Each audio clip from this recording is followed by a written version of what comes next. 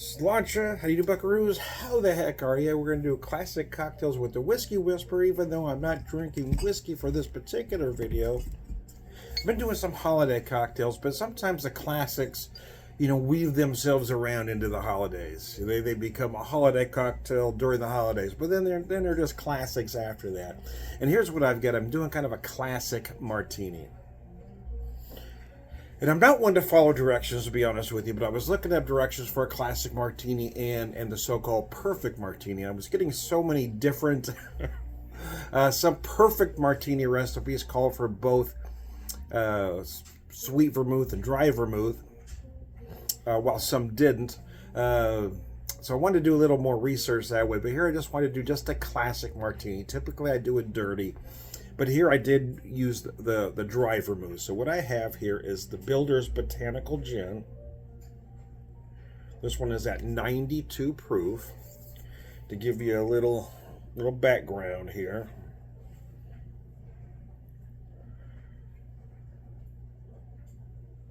We learned from our Irish immigrant heritage that you can't build anything of quality unless you first construct a strong foundation. Much like many of the buildings they built, they're still standing. We took the time to craft our gin from only the best materials around and did it all with a sense of overwhelming pride because we believe in the heartland character runs deep. Let me show you that gin, and the dry vermouth I'm using is the Dolan. I think this is a good dry vermouth. It's not top of the line, but it's not near the bottom either. Gives you a nice, good quality. So I've got 3 ounces of the gin. I've got 1 ounce of sweet vermouth, which is a lot more than I would typically use, but I was trying to use a classic martini recipe, and it was 3 parts gin, 1 part vermouth.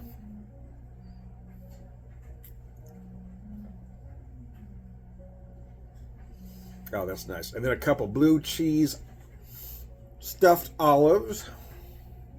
Use the olives you like, man. If you want to use the classic Queens pimento stuff, there is certainly nothing wrong with that, and I use them from time to time too. But I like to keep the blue cheese stuffed around for different reasons.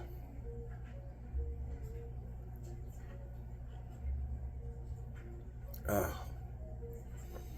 Man, that is a nice cocktail, though. I forgot how much sweetness the dry vermouth adds, actually, because like I said, I usually just go dirty. There's definitely some sweetness involved there.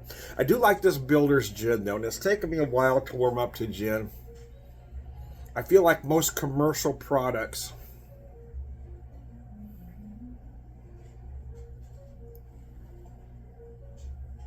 are very heavy juniper. That's not necessarily unusual, but I've also noticed that many craft distillers have kind of gone back to the roots of gin and have kind of used other botanicals as well as a lot of citrus to kind of balance that heavy juniper.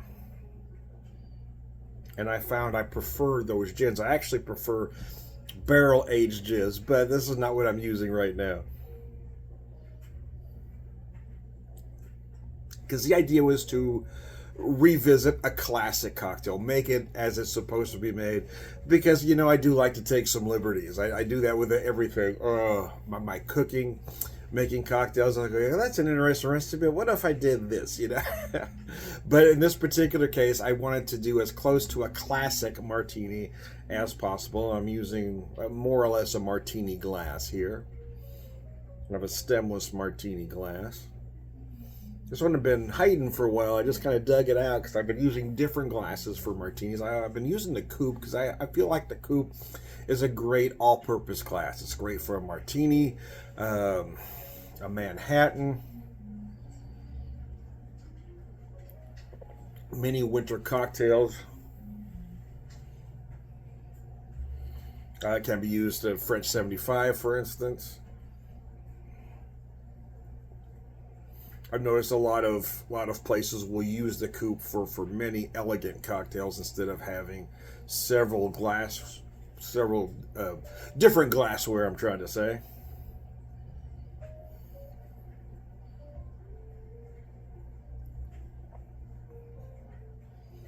Gosh, that is nice. So I did chill the glass. to chill the ingredients. Yeah.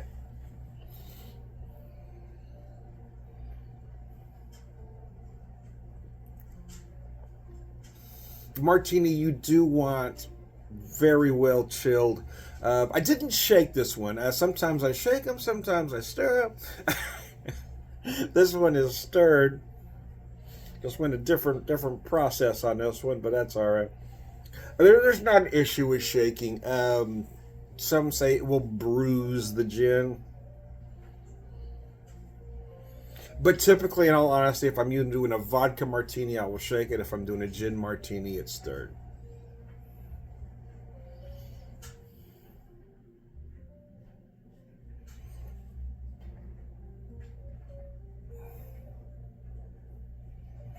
Uh, Gosh, this is nice. Like I said, I don't usually use this much. In fact, this is a brand new bottle of dry vermouth that I bought a couple months ago while we were on vacation. But I hadn't opened it yet, so I just opened it to do this. Vermouth, how long will it last? Well, it kind of depends on who you talk to, but most so-called experts will say a year, but you got to keep it chilled. And a lot of us have kind of made that mistake by putting it in cabinets that at some point or another we didn't know better. I know I did. But yes, it will last longer for you if you keep it refrigerated. But for most people I talk to, you've got a solid year. I tell you something, in the past, it's taken me a long time to get through a sweet vermouth. But I bought when we were on vacation, I just bought a 375 of a more expensive because I didn't really want to invest that much money into a full bottle. But hell, I finished it in 2 months because it was so good. It really enhanced the martini. So it kind of reinforced what I've been saying for years, is that the cocktail is only as good as the ingredients you put in it. And unfortunately, I've kind of made that mistake as well, as using top ingredients, but going a little more inexpensive on the sweet vermouth. I learned my lesson by buying that, because this one costs, the 375 costs as much as most of, or a lot of the 750s that I had been buying. So I said, well, I don't want to invest, I don't want to pay that much, but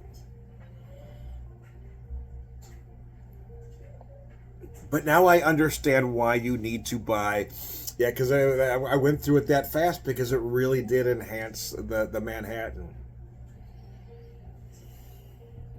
And I've used the Dolan Sweet Vermouth too, and I really like it as well.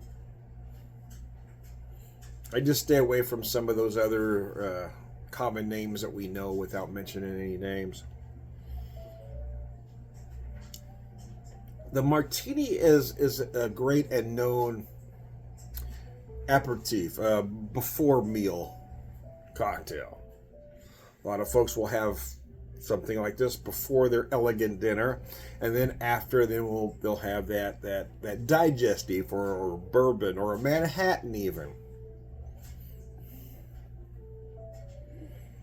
We're on vacation. My wife did something she's never done before. She ordered a martini. My wife that doesn't drink. I ordered a martini with our dinner. Okay. I'm going to figure out how to make that one at home for her. I don't usually do the fancy martinis like that. It was a chocolate martini. So there were some things she liked about it, some she did. So I'm going to try to tailor it to get it. She might like it. Kind of make it a nice dessert cocktail for her. Oh, man, this is nice. Sometimes it's nice just to sit and relax with an elegant cocktail. You don't want to drink it fast. You don't want to drink it too slow, but that's why you've got to chill it real well. Because you don't want it to get warm, but if you chill it the right way, it will stay cold for you for a while. It doesn't need to stay ice cold through the life of you drinking it, but you want it to remain cold. You don't want it ever to get to room temp.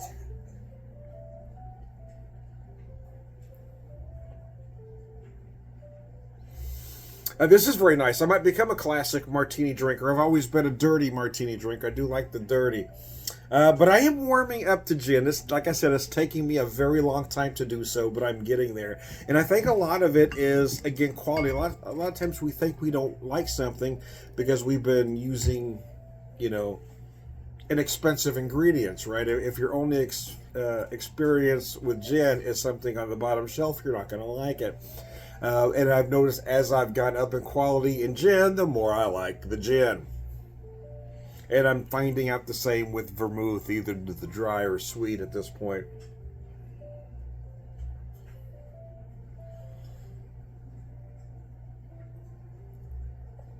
But ingredients matter. Yeah, ingredients matter, man. Yeah, because I thought I didn't like gin because I'd only been drinking, those things. But as I've started buying small distillery gin, Restless Spirits, for instance, does some great stuff. Tomstown has a great barrel gin out of Kansas City. I should have said that. But yeah, I mean, the better the better the ingredients, the better your cocktail is going to be. So, anyways, I digress.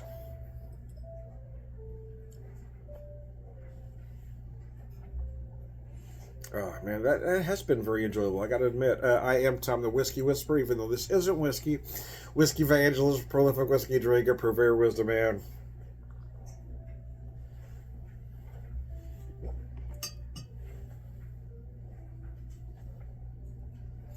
All right, good guy. Thanks for tuning in, guys.